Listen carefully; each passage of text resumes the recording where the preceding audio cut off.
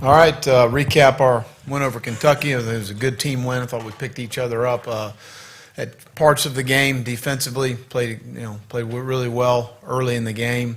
Did some nice things. Offensively, moved the ball.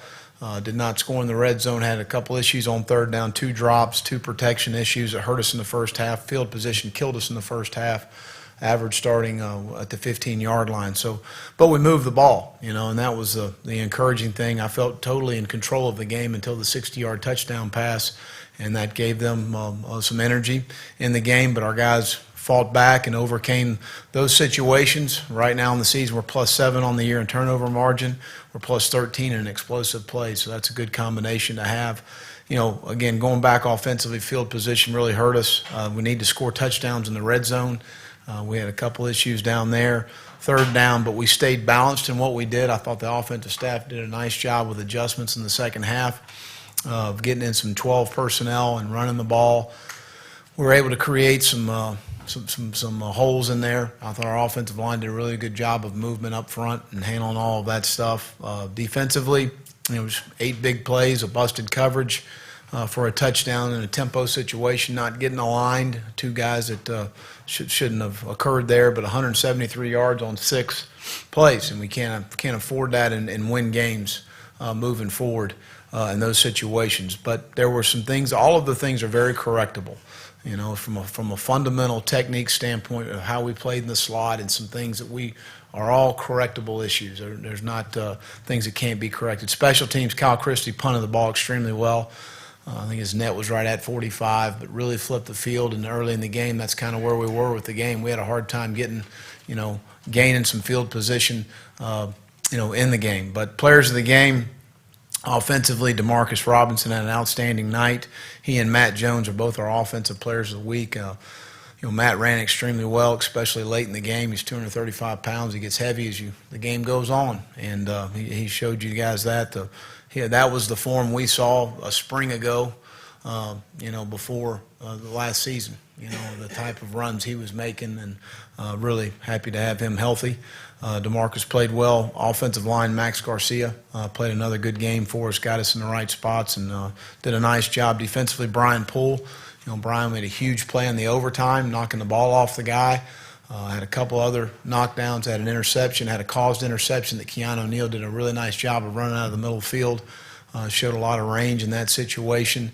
Had the one ball on our sideline, but if he leans a little bit more, I feel like he's got a chance to work himself in phase and make a play on the ball. But I thought he played well, very productive. Ball Hawks, Brian had 2, Keanu had 2, and Dante Fowler had 1. Special teams, Kyle Christie, again, punted extremely well. It was huge for us, and hard hat was Marcel Harris, did a really nice job of covering kicks. And, again, overall, as a team, handled some adversity well, and that was the first time we've had to deal with it this season, so it was good to condition ourselves moving on the road. On to Alabama, got a lot of respect for Nick. I probably wouldn't be standing here if it weren't for the opportunities he gave me early in my career, and he's an outstanding football coach. They've got a really good football team. Offensively, they're playing both Sims and Coker at quarterback, very similar guys. Both very good athletes, accurate throwers. There's not a whole lot of change schematically when either one of them are in the game. Very talented at the running back position in Yeldon and Henry and Drake, and they got some talented guys that are on the bench, can't get in the game. But they're all guys that run well, catch the ball well. They're good in protection. They do a nice job. Receivers, Amari Cooper's got 33 catches. I think he's been targeted close to 50 times in 3 games, whether he's running it or throwing it. 6'2", a big receiver that runs extremely well, can stick his foot in the ground, change direction, really good ball skills. Christian Jones and DeAndre White. DeAndre's been hurt, but a guy that can really run on the top end there. Very talented there. O.J. Howard, a tight end, and Brian Vogler's been there for a long time. Both guys are 6'5" plus that can run down the field, and I think they're very solid in the offensive line. Defensively, strong in the front 7, good on the back end. Landon Collins is an outstanding player to play some dime for him when they go to their 6 DB package and play safety, covers well. Special teams, Christian Jones is as good a returner as there is in the country. They're 100% on field goal kicking, and their net punts 45 plus. So they got a good football team. We look forward to going to Tuscaloosa for the opportunity. Injury-wise, DJ Humphries right now would be the only player that wouldn't be available to us this weekend. We're pretty healthy coming out of the last ball game to open up for any questions. Robbie, up front. Will, what are the things you need to correct in the secondary, and could you look at some changes there maybe? Or We might, Robbie, looking at it, but felt like, just some fundamental technique things in the slot. We didn't play in the slot very well, and what happens a lot of times I've been doing it a long time, when you have a guy that gives up a play, then you start playing a little cautious instead of playing aggressive. You get tentative in your techniques, and that's what happened to us a little bit, especially late in the game coming off the goal line. We just, we got to make a play on the ball in those situations and go play the ball and be aggressive. Keep that same mentality regardless of the situation, and understand that you always got to stay aggressive in the back end. And that's where I felt like we got a little tentative after we gave up a play. Now, with that being said, we had the bust between Keanu and Vernon. Both of them were responsible for the situation that happened. Keanu comes back and has 2 interceptions to help us win the ball game. So you look at it from a positive standpoint, a young player that goes to a very tough deal in front of 90,000 people, and obviously everybody knows he's probably somewhat responsible for what happened, whether they know or not, doesn't really matter. And then he rebounds himself and comes back and plays well in the game, because really settled down from there and played extremely well. Marcus in the nickel, there were some things we need to clean up as far as our techniques and things are concerned. The encouraging thing for me is you watch the film, it's all correctable. You're not looking at it going, wow, we couldn't cover this guy. Well, that wasn't the case. And a couple of the deep balls, the one on Jabari on their sideline, the one on Brian on our sideline, well-thrown ball. And, Garrett Johnson, give him credit. A young man from Orlando made a terrific catch on Duke Dawson on their sideline. And it's a 50-50 ball. We're there.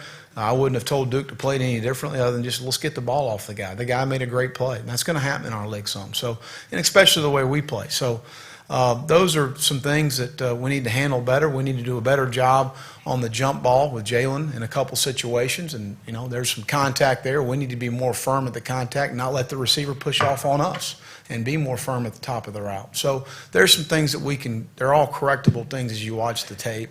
I thought we did a better job with our eyes for the most part on the back end. We didn't get ourselves in bad position other than the one bust. So, again, things we'll look at and we'll get corrected as we move forward today. Hey, you're in the middle. Yeah, well, what are just some of the qualities of a Nick Saban coach team and just the challenges that you're going to run up against here? Well, they've recruited well. They got really good players, and that's where most of it starts and ends. But very physical on both lines of scrimmage. They're going to be balanced offensively, however they get to it. But right now, in 3 games, they're 50-50 run pass, to give you an idea when I talk in terms of balance, given the situation. Defensively, going to be strong in the front 7, going to be able to play man-to-man and to deny the ball down situations, and they're going to be solid on special teams. Is it a strange kind of deal when you're going against like a mentor type figure in a coaching situation? Not really. I mean, got a lot of respect for him. I've faced him as an assistant coach and then now as a head coach. So it is what it is. Got a good football team. I think we do too. And one last thing, Jeff Driskel, running the football. Would you like to see him deciding to take the ball and run a little bit more? Did you see some situations where maybe you could? And I know that's a part of the offense that Sure. we were expecting to see. We do have some design runs, and we saw a quarterback power there down in the red zone that was a good call in that situation. We had a couple keeps that I felt like he could have kept on some plays on the zone read that he didn't, and there are a couple that we don't want him to keep. So a lot of that is by call in those situations, but we'll continue to work that as a week by week process as far as how many carries he's going to have. Mm-hmm. Well, in the game against Kentucky, you guys kept running no huddle, but it didn't seem like at points that you were maybe as up-tempo as you would have liked.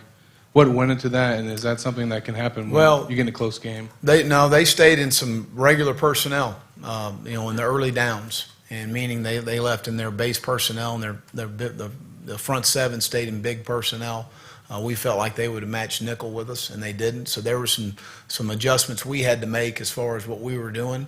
And we went to more 12 personnel, and most of our speed packages going into the game were within 11 personnel, 3 wide personnel. So we'll prepare for that moving forward. That was just something that was a little different for us. We felt more comfortable where we were in identifying what they were doing as opposed to trying to play fast.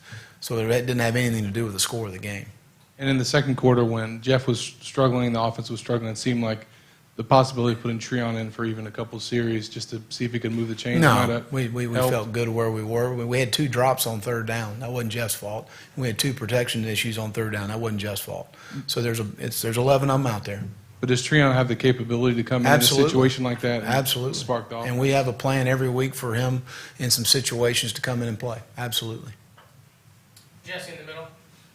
You guys shortened the tailback rotation. Mack and Brandon Powell didn't get any touches. Was that more of just kind of feeding the beast with what was working, or is it game dictated that? Well, I think the game dictated, a little bit. Those guys, Matt was running extremely well, and we went to more of an inside running game based on the things they were doing to us. They were bringing a lot of what, we call, Sam strong safety off the edge. And so the counter game, I think we ran the counters 18 times in the game. I think we ran the power 10 times in the game. We ran the inside zone 10 times in the game.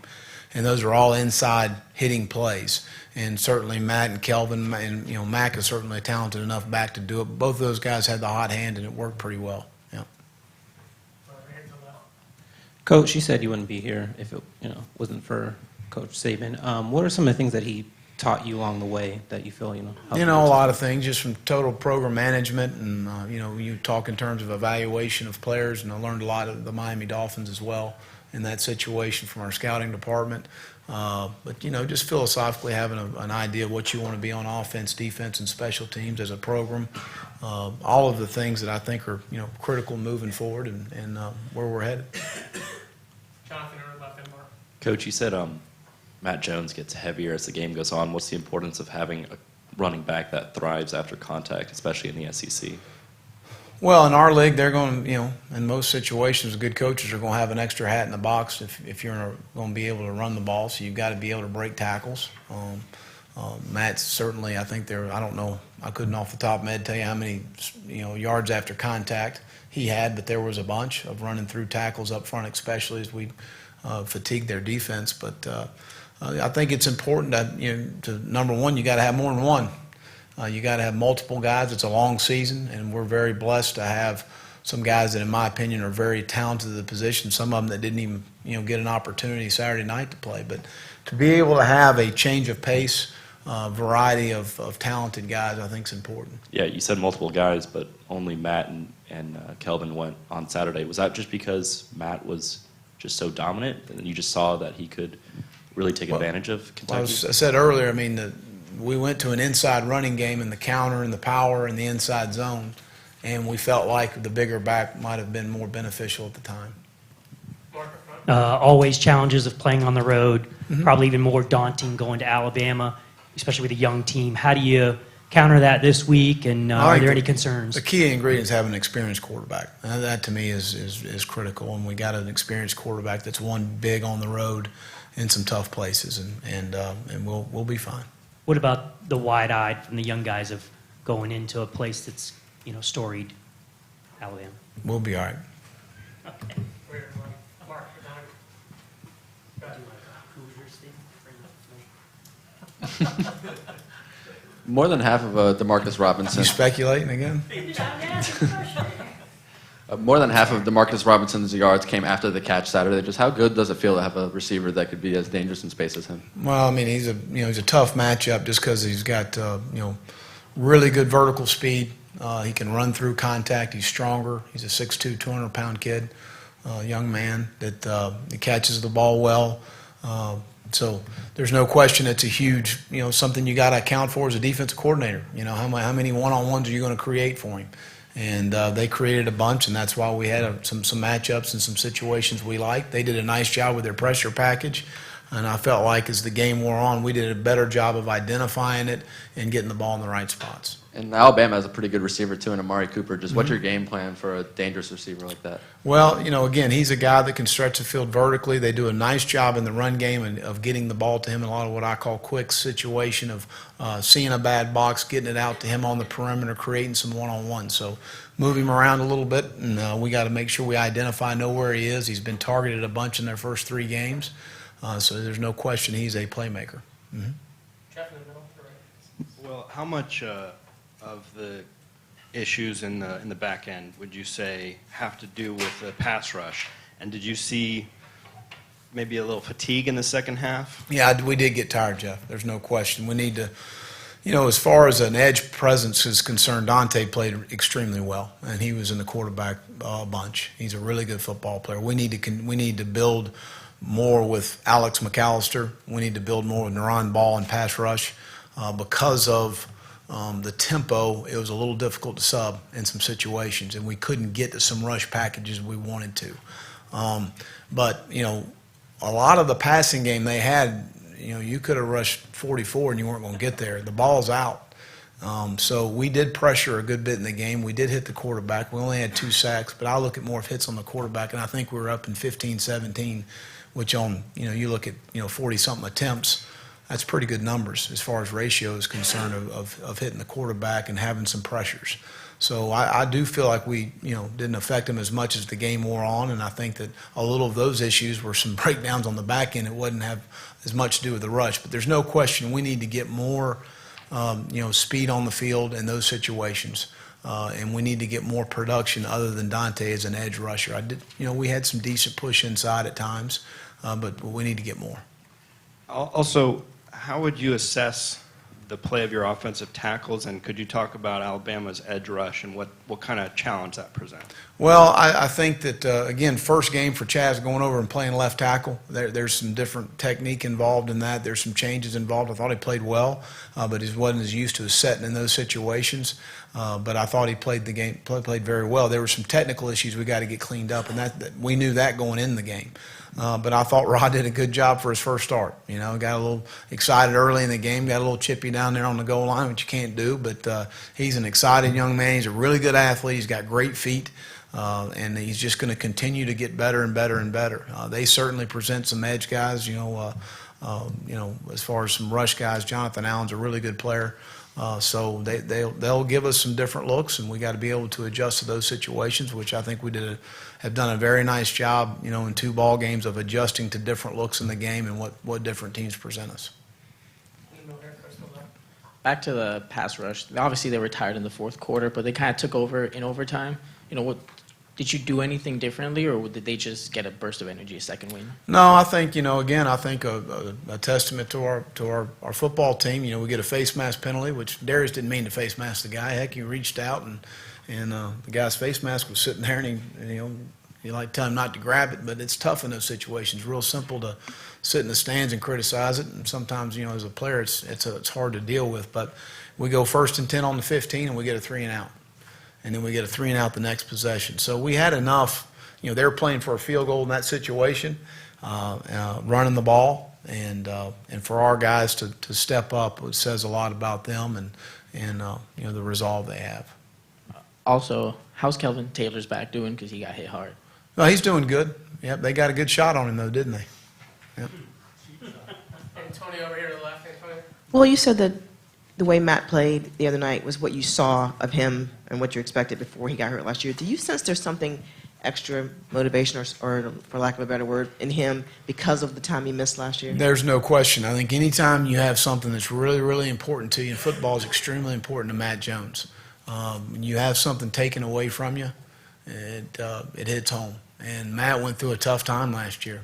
He really did. I remember coming in my office, and we had a lot of talks and things about life and what happens and dealing with adversity in life and all of those things. But Matt's there's no question that I don't know what I would say motivated, because he was motivated before. But when you have something taken away from you that's really important, then to get it back and just really proud of him, and I'm happy for him.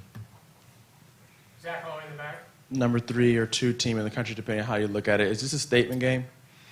They're all statement games. They're all important. They all count for one. So we understand the importance of the game. It's an SEC game. It's the next game. We're in a series of 1-game seasons as far as I'm concerned right now, and that's how we're looking at it. Zach in front. The offense and Jeff really had a big third quarter. What do you feel like Kurt Roper did at halftime, maybe with adjustments to really bring success? Well, we went to some more running game and 12 personnel because of some things they were doing that we felt like we needed some help on the edges a little bit. I think that was a really nice adjustment in the game.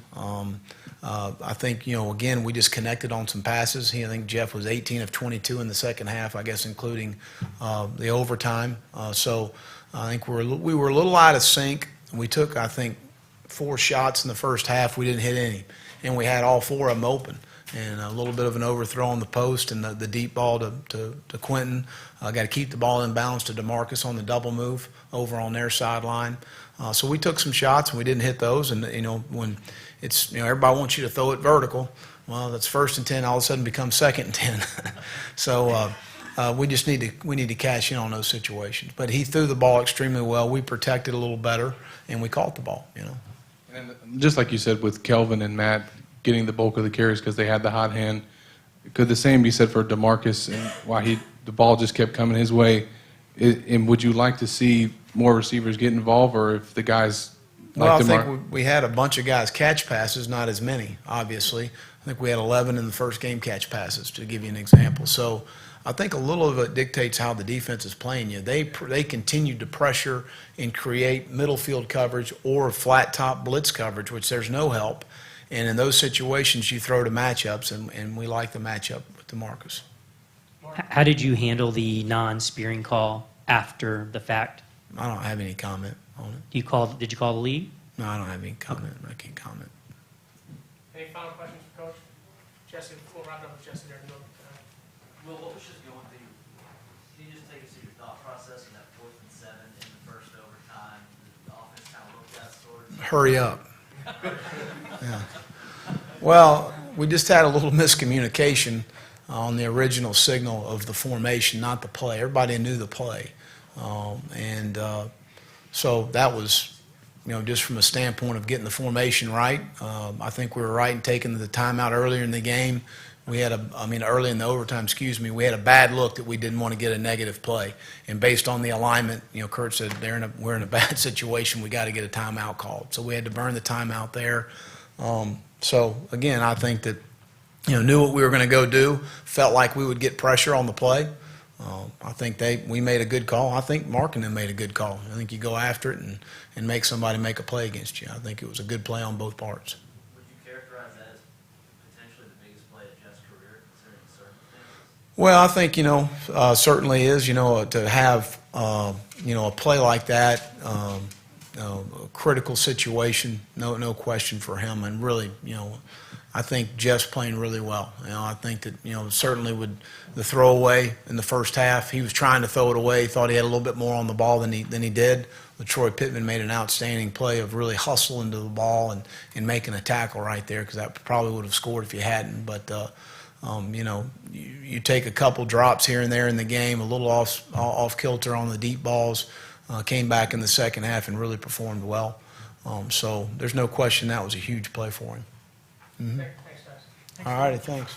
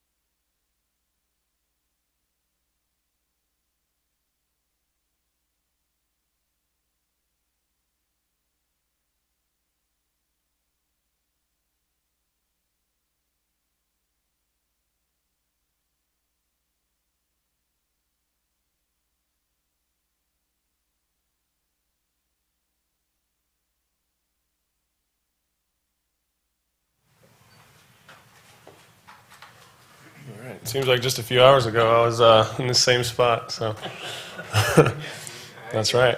Raise your hands and we'll get you a mic for questions for Jeff. Hi, Rob.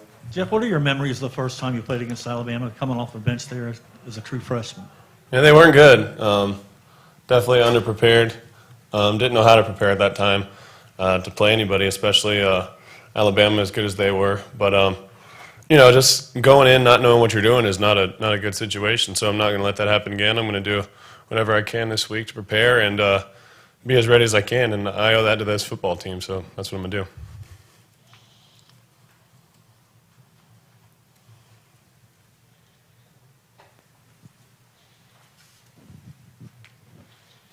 Jeff, in the game against Kentucky, you guys weren't able. You stayed no huddle, but maybe weren't able to go as up tempo as maybe you would have liked or that you planned doing. Muschamp said some of that had to do with what Kentucky was running. Yeah. What were your thoughts on that, and would you like to move at a faster pace even when things get tough or close? I think Kentucky was giving us a lot of looks that we hadn't seen them put on film. So we had to do a lot of stuff we weren't practicing. And that's just a credit to their defense and their defensive staff. But I mean, we want to move fast, but we don't want to move too fast to where we can't get everything set and get the right play call in. So we want to use the no huddle and getting the play off fast to our advantage, not to a disadvantage.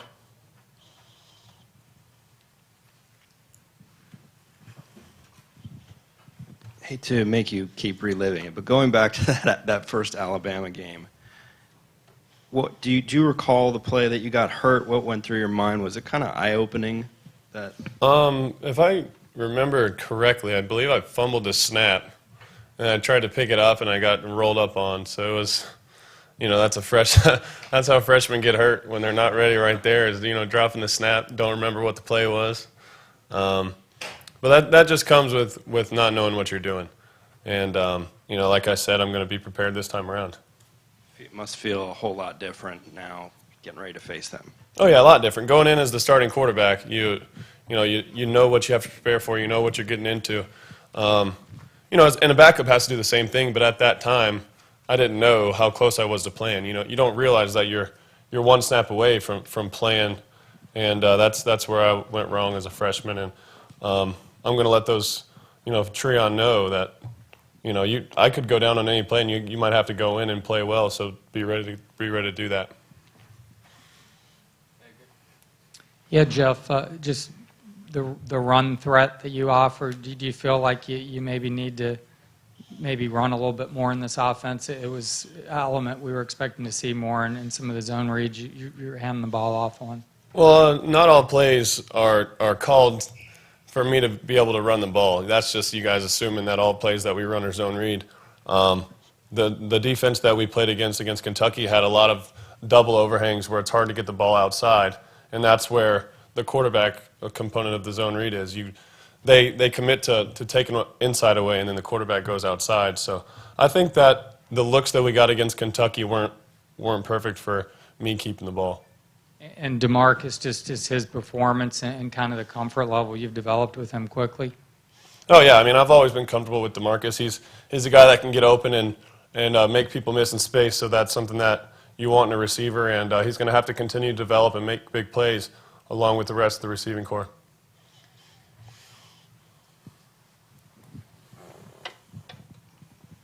Are we seeing a more motivated Matt Jones, especially after last year? And, you saw this performance on Saturday.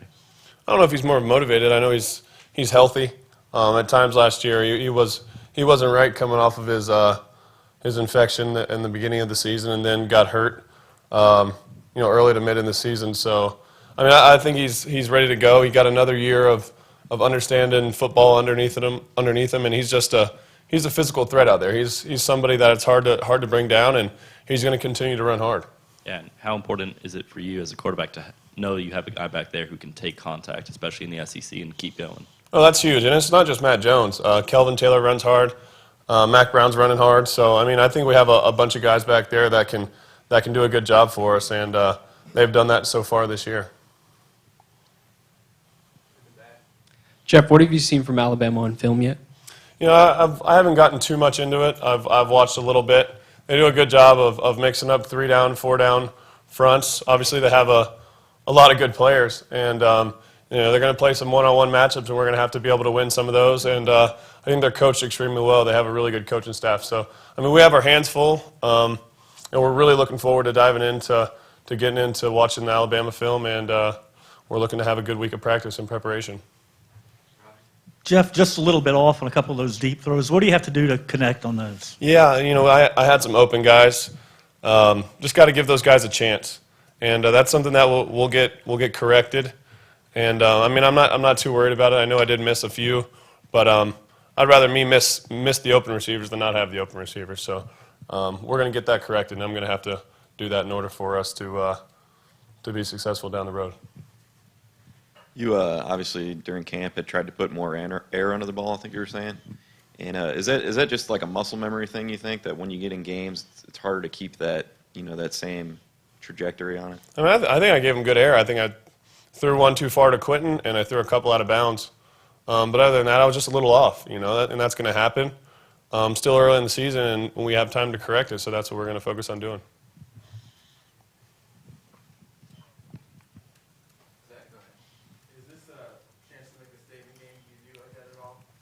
I don't know if we view it as that. Obviously it's a big game because it's the next one.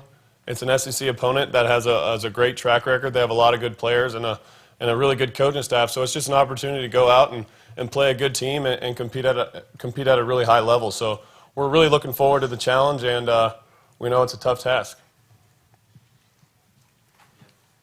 Jeff, the blitz packages were a bit of an issue in the last game. What have you seen with Alabama already on film as far as the challenge that they're going to present to your offensive line, specifically at tackles?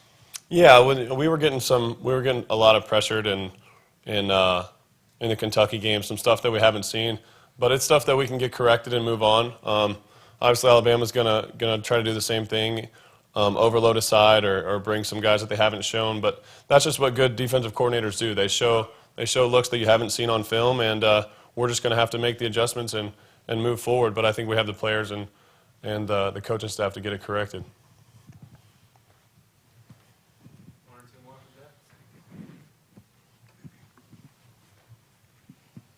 Jeff, Coach Muschamp was in here earlier talking about taking a lot of young guys on the road. I know you haven't been to Alabama, but just based on what you've seen from them through camp and these first couple of games, how do you anticipate those guys will respond first game on the road, and a lot of them actually having to, compete? Right. I mean, it's going to be pretty cool going into Alabama Stadium. A lot of people. We haven't been on the road yet, and that's a good way to start. I bet some of the guys will be a little wide-eyed at first, but at the end of the day, it's playing football, and that's what we're going to have to do. And if some young guys are called upon, they're going to be expected to play well. So at the end of the day, it's just football. Jeff, as the starter, you've won the majority of close games that you've played in all throughout the 2012 season, and really only the Georgia game that year and the Miami game last year were the only ones you didn't win. But your team experienced a lot of games that they lost last year that were close. What do you feel like this game against Kentucky will do for not only you but your whole team to win a game like that moving forward? I think it just showed that we're not going to hang our heads when things go wrong. We had a lot of things go wrong, especially early on the offensive side. Things weren't clicking for us. We weren't making the plays down the field, but we continued to move forward. No one was complaining or doing anything like that. So I just think we have a really close-knit unit that knows how to stick together, and I think that we're going to have to do that in a few more games this year. Did it just help you feel like for your teammates just to get that monkey off their back from last year of not being able to win close games? I don't know about that. Like we've been saying, it's a new year, a new season. But it's just nice to know that this unit can do it. All right, thanks, guys. Y'all have a good one.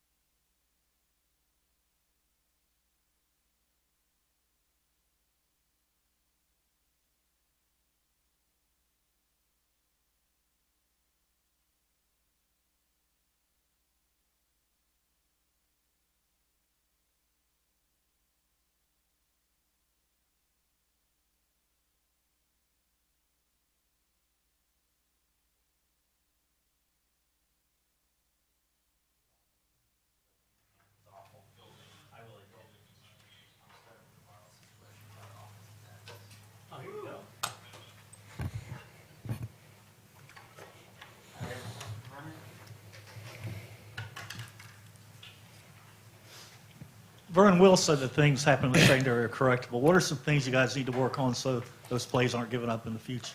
It's just communication. That's all it was. We got to get lined up quicker. Kentucky, they're going fast, and it happens. It happens. We're gonna fix it today. And but yeah, just to answer your question, it was just really communication, being on the same page. With Amari Cooper on the schedule this week, do you see the number 9 popping up? Places around campus a little more. You start to notice it a little more. Not yet, at least. But I'm excited for the matchup. Everybody knows what's coming. Obviously, I'm going to be covering him, but I'm excited for it. You guys get away a little bit, get away from left cornerback, right cornerback in this kind of situation, and just kind of it's a one-on-one matchup, and go from there. Well, we'll see what Coach Muschamp wants to do, and Coach Robinson. We'll see how that works. They're putting in the game plan now. They've been up here since 4:30 this morning. Working, and so I guess we'll find out when practice starts. Yeah, what are you telling the younger defensive backs? There were some breakdowns the other day. You're kind of the leader back there. How are you going to kind of clean some of that stuff up, and how are you going to help? That happens. Everybody gets beat. Like I just said earlier, it was communication. We all got to be on the same page. We got to practice better. We all got to understand what needs to be done, and they understand that. They know, and we'll get better. We'll get better as the season goes on. As for the Cooper matchup, you seem to kind of relish the assignment. How long have you kind of been looking forward to this, and do you kind of use this as kind of a measuring stick of your game, these kind of games? Yeah, I guess you can say that. But Coop, he's a great player. Me and him, we talked a little bit. We knew this was coming. He's excited. I'm excited. We both know the magnitude of the game, and it's going to be a great matchup on Saturday. Talked a little bit? What was that? Talked a little bit? Yeah, on Twitter. Yeah. Looking back at the Kentucky tape, just what's the biggest thing for you that you think you need to work on personally in the college? There's a lot we need to work on.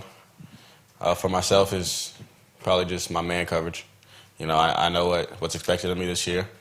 I know I'm going to be manned up most of the time, and so that just needs to improve all year. Vernon, was it frustrating for you, leaving late in the first half and watching Tolles kind of pick on Jalen Tabor to get that late score for them? I actually didn't see it, but I heard about it. But that's good for him. He needed that. He needed to get beat a couple times. He needed some balls thrown at him, kind of get used to SEC football. So I'm kind of glad they went after him. He's learned from it, and he's going to come back better. What do you think those young guys learned after that game? I guess how fast the game really is, and how much your technique and knowing what to do matters in this game. You're mostly boundary side, correct? Yeah. How often do you play field side? That was a thing we just had for Kentucky. That was our little game plan. They wanted me into the boundary. So, like I said, whatever the game plan is this week, that's probably how we're going to play it, and so that's just. But you've swapped in camp and whatnot. Yeah, we play both. It doesn't really matter to us between me and Brian. It really doesn't matter. And going into a place like Alabama can be pretty daunting, especially for a young team. You expect some guys to be wide-eyed a little bit? I guess we'll find out. Obviously it's a big game. It's my first time there. So I guess my best answer is I guess we'll find out. Are you guys kind of relishing the underdog role for this weekend? We're not really looking at ourselves as underdogs. I don't think we ever have. We're looking at it as Florida against Bama. It's a big game. We all know that's not a secret. And there's no doubt that those guys are going to go play hard, and the results will be the results.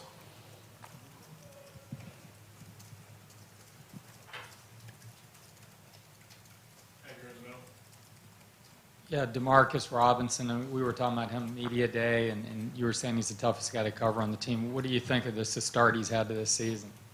Doesn't surprise me at all. I've had to cover him. I have to deal with him all camp, all last year. It was just a matter of time. I knew that. That's why I was so confident about him, talking to him at media day. And, he's a great player. And it really doesn't surprise me. It probably surprises a few of y'all. But, I hope he continues that the rest of the season. Well, maybe just that it's happened so quickly. What's the big difference here? You said it was a matter of time, but what's the difference with him this year? I mean, I think he gets it now. I think he understands. This is what he wants to do with the rest of his life. You know, he's taking the game more serious. You know, he's in the film room. You know, he's asking me questions. You know, we go at it every day. We make each other better. And you know, I'm excited for him. I'm excited to see what else he can accomplish this year. Aside from this being the next game on the schedule, being an SEC game, is this game a chance to make a statement? I believe so. Yeah, I can say this is a statement game. But then again, any game in the SEC is a statement game. As you can see, I mean, any game in the SEC is a big game. Any game can go down to the wire. Obviously, everybody wants to beat Bama, so I guess you could say it's a statement game.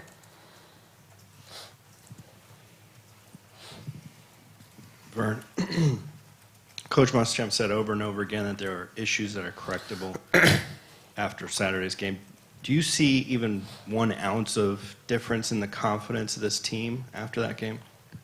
You know, I don't think anybody on our team had a doubt that we weren't going to win that game, no matter how many overtimes we went to. You know, I was just walking down the sideline, just looking guys in their eyes. You know, it's completely different than last year. And, yeah, there's room for improvement, but, you know, our confidence is high, and I think it's going to stay that way, win, loss. I mean, that's just the kind of team we are. And, you know, I'm excited. I'm excited to see how the season ends up for us. What's the difference then between this year and last year? You know, we're just more of a unit this year, and it's plain and simple. We're just more of a unit. Anything else? Anything else? Thanks, Vernon. Thanks, Vernon. Thanks, Vernon.